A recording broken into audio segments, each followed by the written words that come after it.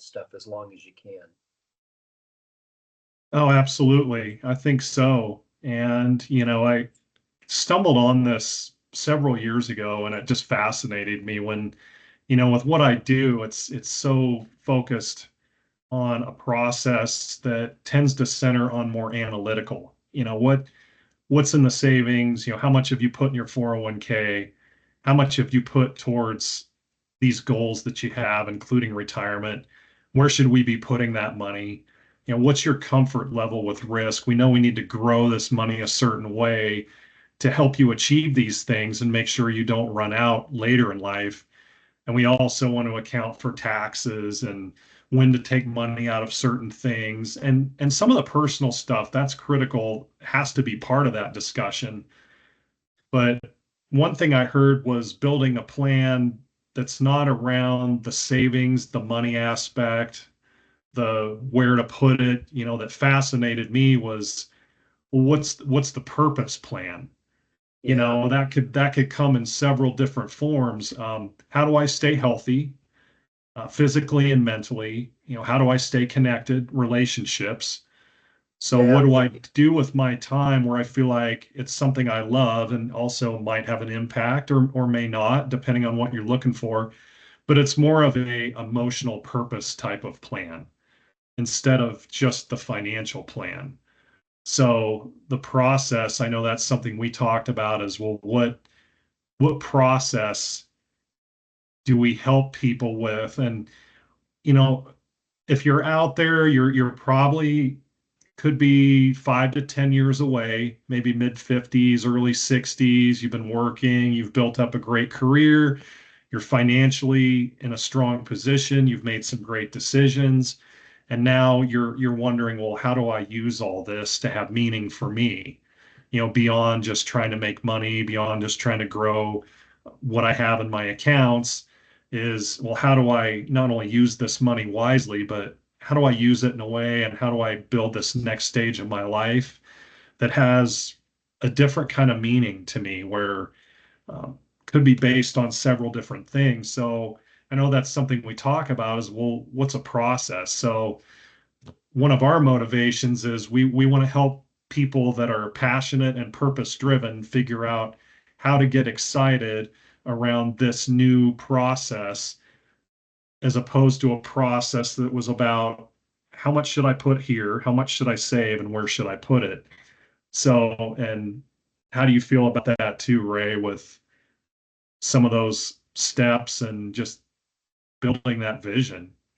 Well, you just nailed it with that word because um, a lot of organizations I've been in, and it used to frustrate me. I actually think there's utility in it now, but I remember when I was in the Air Force and they just started a long time ago. They started this thing called total quality management, and total quality management was designed to guide an organization to effectively and efficiently realize its intent. And now, when you look at that, and I look at that 40 years later, it compromised things like what is your vision? What is the vision of the organization? What is your mission statement? And as funny as those things sound, you know, every retirement should have a vision and it should have a mission statement because when you talk about purpose, nobody really wants to probably sit down and create a diagram of what they're going to do in their retirement because they're sick of doing that stuff. But I actually think, and I've been thinking a lot about this, Dave. I watched the Olympics and I'm just amazed at Olympic athletes. And of course, your son is an amazing baseball player and a major league baseball player. But you don't get there without an amazing amount of hard work, and you definitely don't get there without a vision and then the commitment to make that vision a reality, which in many cases is super strong discipline and hard work to get there. And so I would argue that the whole time in our lives pre-retirement, and let's call it pre-golden years, because retirement sounds like you're not going to do anything. So let's say that next phase of your life. I think we do need to almost close our eyes and say, well, what ideally, what would that look like? And then almost write that stuff down on a piece of paper. And then when you've done that, say, okay, well then what's my mission going to be in retirement. So let's say I retire at 65. If I'm normal, average lifespan, I'll live at least 10 more years, maybe 15 more years.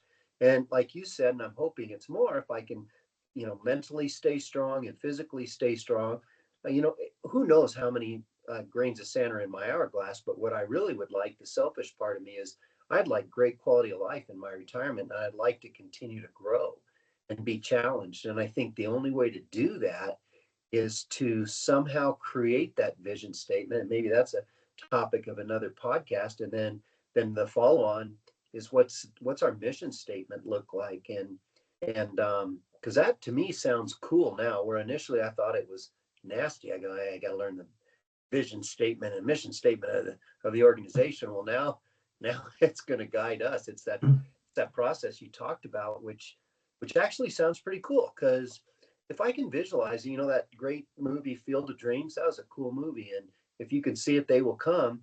I truly do believe if you can visualize what you want your retirement to be like and where you'll find your purpose and your relevance, if you build it, they will come. It will happen. If you don't build it, which I think statistically, I think there's only about 2/3, I'm sorry, 1/3, which I might have mentioned at the very beginning, that have really thought about that. That means 2/3 have not, which means you're just you're just waiting for something to happen. And the bad news is that's going to continue to deteriorate. You're not going to have those things happen, because as we all know, when we were young, we didn't have the time that we wish we had for all of our loved ones and relatives. And now we're older and we have that time, and that's awesome. Let's spend that time. That's part of our vision. But then let's also challenge ourselves and say, well, how am I going to grow physically, and not outward, but grow, more healthy? And how am I going to grow mentally? Um, because we need a plan, and I think you have to set goals to do that. I think that whole thing everybody said, and I really agree with it. People who fail to plan are planning to fail, and I don't want to fail in my retirement. I want to flourish. We've all worked so hard, and now we get a chance to make the choices ourselves, and not only do it for ourselves, but model it for others. And the last thing I'll say, sorry, I got really excited and said a lot of words, but the last thing I'll say is that I've bounced some of this stuff off of even millennials and Generation Z, and they go, man, that's good stuff. I'd like to know more about that, because, they're not even close. They're 30, 40 years away from retirement. But man, if you start thinking about that stuff now, wow, that's huge. And so, yeah, I think the process is a big deal. Do you find any flaws in anything I said? You should pick that apart, Dave. Well, we definitely don't want to grow outward, that's for sure. Too Yeah, much. exactly. That Definitely was want to not a good one. enjoy your time. No, well, the thing that sticks in my mind is you spent so many years just going through the grind. This is your time to enjoy what you've done. Is Yeah, there anything wrong with working in this next phase? No, not at all. We're not here to say don't do that. But I've heard stories from a lot of people that, well, I'm bored and I just had to go back. I did it for a little yeah, bit, and there's nothing wrong with that. We're not judges of that. I just feel like this is more towards if you want to have that freedom, if this is what's important to you, that you're ready for this next phase, you really want to have the breathing room to just take a step back and savor things a little more. It doesn't mean you can't do something. I'm not going to say job, maybe a passion project or something creative. We're not here to say don't do that. However, it's also about you don't have to go back because either you're bored. The financial planning part's another separate conversation, as you want to put yourself in a position where you have the choice, where you right. can keep going if you want, but you don't have to keep going. This is more towards you, that you really want to have that extra space to do some other things, to experience some other things in life. And it's like, well, what does that look like? And in some ways, it's similar to the other type of financial planning, and you don't want to wait too long, because imagine if you're done and you wake up one day, you're like, I don't have to go to work. And it's probably pretty liberating. You're like, I don't have to get up. I can get up when I want. I can sit and have the coffee, whatever, hang out in the morning, walk the dog. I'm not in a rush. That, I mean, it sounds awesome, but that probably is going to get old after a while. So there's got to be, if you have some ideas, it's not going to be perfect and completely mapped out, but if you have some ideas before that day comes, then that transition can become more exciting, and okay, now that I have this time, these are things I'm going to want to do, and those will change, and you can fill in the gaps. It doesn't have to be that regimented if you don't want it to be, but it's going to be a lot less overwhelming, probably. And you just don't want to spend too much time thinking and not doing either. So I think that's a big part of it, is just getting to that next place, trying to ease in as much as you can into that transition. And the one benefit is you have some space now. It was probably harder to do that with kids, with a career, Oh to yeah. really just sit and think. And that's something that I think a lot of people struggle with, is we don't give ourselves enough time just to do, I don't want to say nothing, but just to sit and think. And it's funny, I hear a lot of influencers talk about this, and it's true. I mean, how much time do you just give yourself the room to think without noise, without listening to people, without looking at your phone, without doing your career? I mean, just taking a step back and just having that mindset of, what could this look like for me? What do I want? That could be relationships, health, travel. Or it's, well, what do you want? What is really driving you, and how do you want to spend that time? And also thinking about, well, okay, why is that important to you? Why are these things important to you? Because it's yours. It's no one else's. It's Yeah. yours. It's got to be yours only. And it's not for anyone else. It's no cookie cutter thing. So I think diving into the, what does that look like? And then, why do I want that? And then taking some of those steps. Okay, if this is what it looks like, and this is what my why, the thing that's really driving me, that gets me excited, that, lights you up, then what are steps that you can take to make it happen? What things can you start doing or setting up, and just take that step out and start doing them. So it's almost like a bucket list, like that movie in a way. I mean, the bucket list movie kind of talked about some crazy things that this person wanted to do before they had a terminal illness, as I remember, and they wanted to do a bunch of things before they died.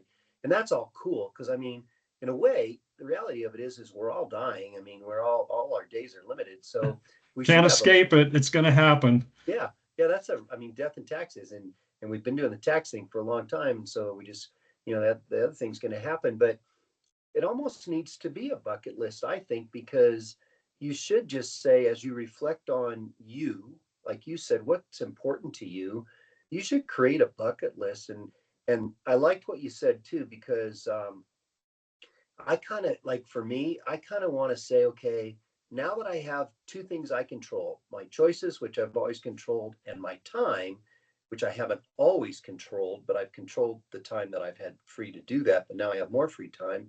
Um, Maybe I want to refine myself. And my refining myself means that, I want to learn a new language, or I want to read all the great books, or I want to write, or I want to, do some personal things. And so that's on my bucket list. And so that's refining me. And then secondly, my next thought would be, okay, well, I now that I have more time, I want to refine my relationships. I want my relationships to be more meaningful, because in the past, I maybe haven't spent the time that I wish I could have spent the time with the people I love or the people I care a lot about. And so I want to refine those relationships. And so refining myself, refining the relationships, and then perhaps, um, you know, maybe that stops there, because every travel and all that stuff can be refining yourself and relationships, because you're spending time with people you care about and traveling and doing all that. Maybe it's that simple. Maybe more thought needs to be in not retirement, but in refinement, refinement. He's You know, making up a word, the refinement. yeah, we could put that in Wikipedia. I'm going to start it today, We'll just and make that up. I'll Yeah, put that in my name, under there. But what do you think about that? Is that refining? Is that what we're talking about? I think so. You know, you could say a lot of different things, reinventing, discovering, refinement. I don't even know if I Yeah, said that right. yeah. I don't even know So if that's a word. I think it is because, and you're coming at this from, different perspectives. It might be like, personally, my dad never got to retire. So I never was able to see him experience that because he passed before that time came. And I just think about that's where uh, relationships and time take on a lot of relevance for me is, well, I want to be around for my son and my grandkids and my stepsons Yeah, and my wife. And, I just want to get to know them beyond the years that we were busy. yeah, And so my dad was successful. He was a great father. He was very busy. And I just think about what I would have loved to have extra time with him to really talk about yeah. Me just too. things in life, things that I've seen happen the last 10 years and just get his Yeah, perspective. And that might resonate with you as far as, well, I'm going to spend time on the younger generation to help them make the right moves, to help them get through life. That could be some of the purpose in retirement too. It can take on a lot of different forms of how you want to spend your time. yeah. And I think I might have mentioned this to you. I'm actually writing about it, and I really like the thought. But the concept is, like you were saying, how cool would it be? Because I lost my dad early on as well, and how cool would it be if you could find a journal that they wrote, a heartfelt journal where they actually talked about, some of the struggles that they had in their lives, maybe some failures, maybe some successes, how they got through. Maybe it'd be interesting, and not. I'm absolutely unequivocally, Dave, not trying to get into politics, but I do think that if we found a journal, I'll bet you anything, some of the same gripes that we all come up with now, they'd be saying exactly the same thing about, politics then, because I remember my grandma saying that. So, but it'd just be interesting. And then the part I really like is, what if you could find like a great relative, a great grandfather, great grandmother that talked about their golden years and what they did in their golden years, Mhm. how they found purpose in those golden years, what was in their bucket list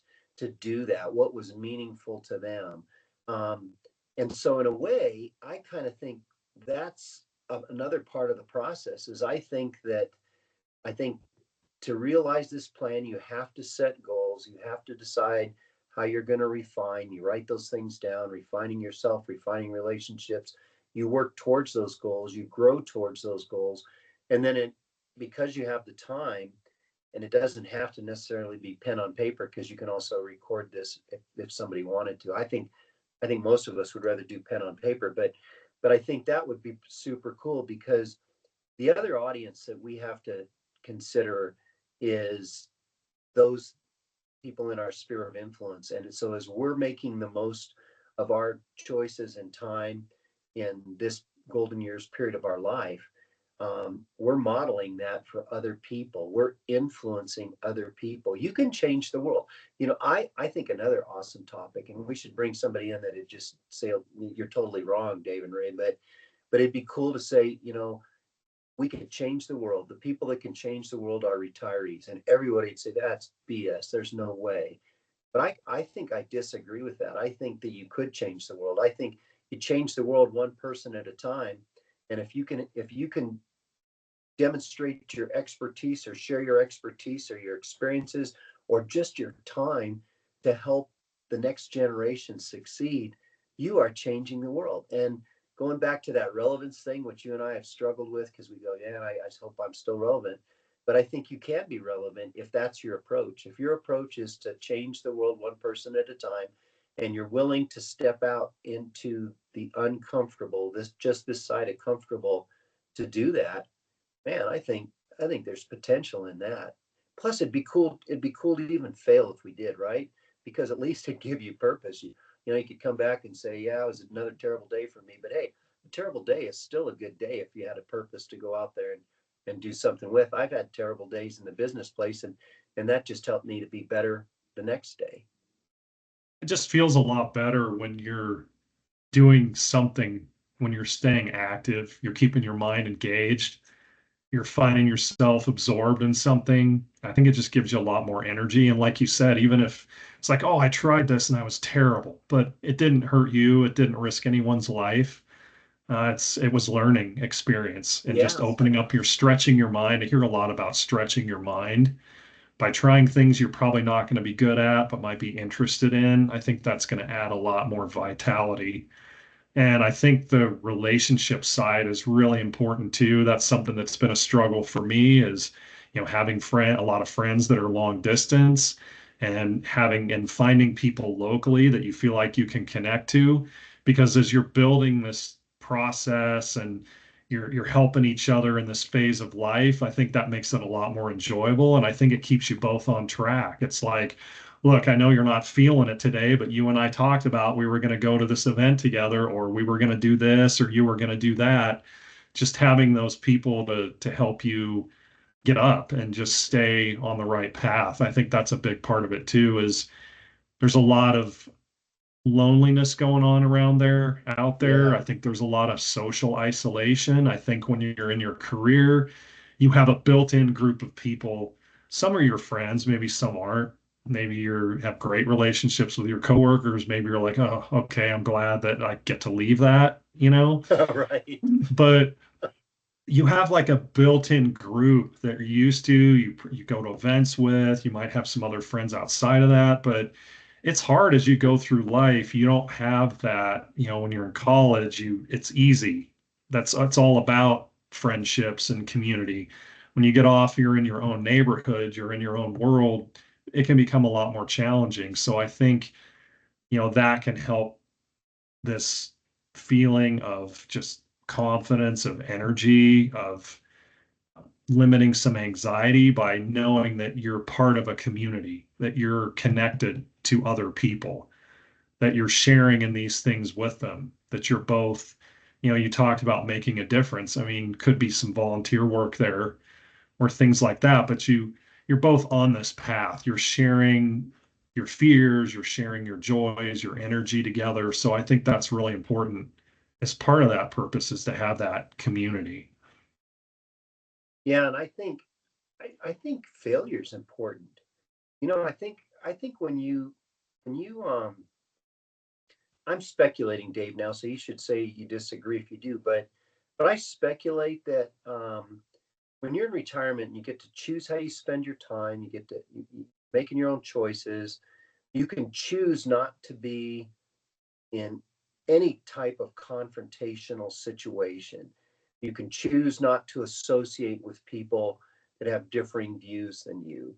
You can choose not to, um, well, I mean, in a sense, you can choose not to go to the gym. You can choose not to eat well. You can make some bad choices. So I think that's what I'm saying. And so I almost think that you need some confrontation. I think that to continue to grow, you have to ask yourself, am I am I staying in a comfortable lane? I brought that up a second ago, or am I Yep. just on the other side of comfortable? And and the only way you're going to learn and continue to grow is by doing that. I think when you get set in your ways, you I think that creates a rut. I have a quote I may have shared with you before, Dave, and I'm pretty sure it's my quote. So if anybody that hears this thinks it's not, just give me the source and I'll own up to it. But I think I made this up. But my quote is that the difference between a groove and a rut is a millimeter. And what I Hmm. mean by that is if you stay in a groove, your comfort zone, too long, it can become a rut. And I think that's another hazard of of making all your own choices in retirement, is that you stay away from people that maybe will challenge you. It's probably really good to have a friend that always calls you out and you go, man, I'm so tired. I'm so tired of talking to Dave. Every time I talk to Dave, he challenges everything I say, and he just never agrees with me. Well, maybe Dave could be the most valuable person, the MVP of my life, because instead of getting frustrated, I start to accept, well, maybe I need to think a little bit differently and start to work that. So I think we need some groove makers in our lives that challenge us and keep us out of the rut. And we need to be exposed. We need to be vulnerable. I think that's another thing that I don't think too many retired people do is become vulnerable. I think you have the luxury now because maybe financially you're good enough, so you don't have to work. And because when you work, you're vulnerable, right? I mean, you can be fired, something bad could happen in the workplace, and before you know it, you're having to explain yourself, and that's vulnerable. Or you have to work with people you don't necessarily like, so there's a little bit of vulnerability there if you are opening up to them. But that vulnerability is a big deal too, because there's just the right amount, I think, of vulnerability where you start to go, I'm okay with that. And oh, by the way, I think the other thing about vulnerability is, and I'll share a personal story real quick. So early on in my life, my wife and I, we went through the normal challenges of marriage, and she said we needed to see a counselor or a therapist. And I said, well, you can. I'm not going there because it must be you. It's not me. And so we went. And what I found from that, because I didn't want to be vulnerable, to share and open up myself so that we could process through all these things. Once I found out that it was safe to be vulnerable, our relationship got even better. And so it wouldn't have got better if I wasn't vulnerable. So I think there's a message there that part of continuing to evolve as a human being and to grow as a human being is a certain amount of vulnerability. And you kind of mentioned it too, Dave. So if you have close friends, and especially it's harder for guys, I think, than women, because Mm-hmm. women are so much better at it than we are. But you got to have guy friends that you can be vulnerable with and go, man, you know what, Dave, I think I really screwed this up, and here's where I am, and open up your heart and be vulnerable, because when you open that up, you grow from that. So I think that's another thing, that maybe another topic of a podcast. How can we be vulnerable? What's the best way to be vulnerable, um, when we control our time and our choices completely? I was rambling, wasn't I? So I think showing up as your real self is important. So you want to be, talked about being around people that you don't always agree with. One thing I'll say with a caveat there is, as long as it doesn't get too, I feel the way I feel about that is I think it's great to talk about differences if it can be done calmly and, in a fun way. But if it Right. starts to get kind of intense, I guess, that can happen with friendships, but if that's more common, I would probably steer away a little from that. So I Yeah. think it's good to stretch your mind. And yeah, having friends that might think differently on things, I think can be good. I think sharing some of the same values, though, makes it more rewarding when you're both kind of in alignment with those values and how you want to spend your time and what you believe in. I think that makes it easier to stay connected too. And it doesn't mean you have to agree on everything, but I think if it starts getting to where, it creates a little tension or irritation, it's like you don't want to be annoyed either when you go out with Right. people. I mean, I'm one of those people that's like, look, this person can be kind of toxic or annoying or frustrating. I'm going to kind of limit my exposure to them, and I'm going to be around people that are yes people on everything, but just more have that same kind of energy and enthusiasm.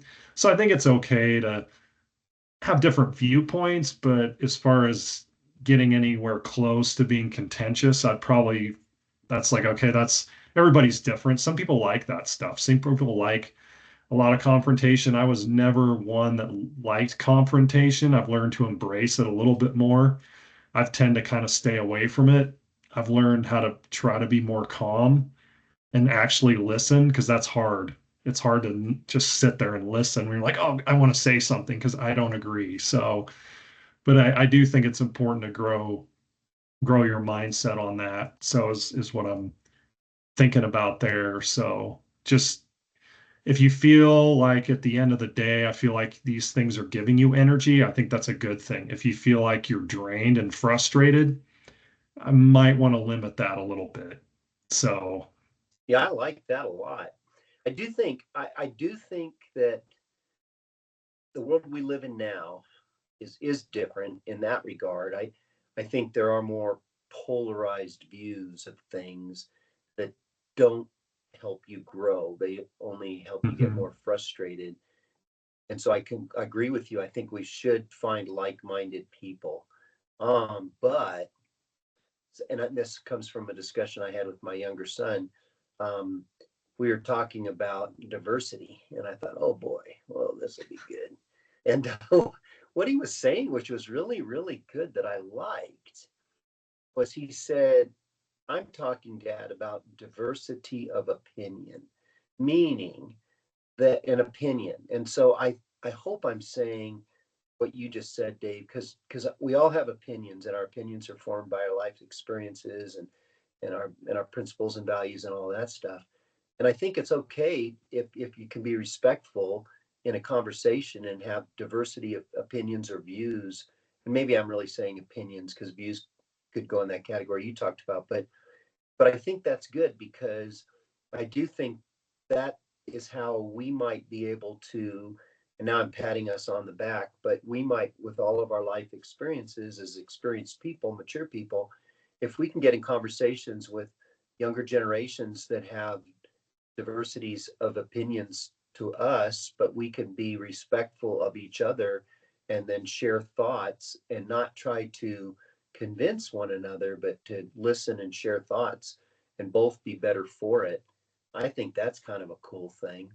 I think it used to be that way. Maybe I'm wrong, but I think that'd be something to strive for, to have the respect and of some younger people and to support them and then maybe be there when they have some challenges and be able to share different points of view about some of the things they're going through.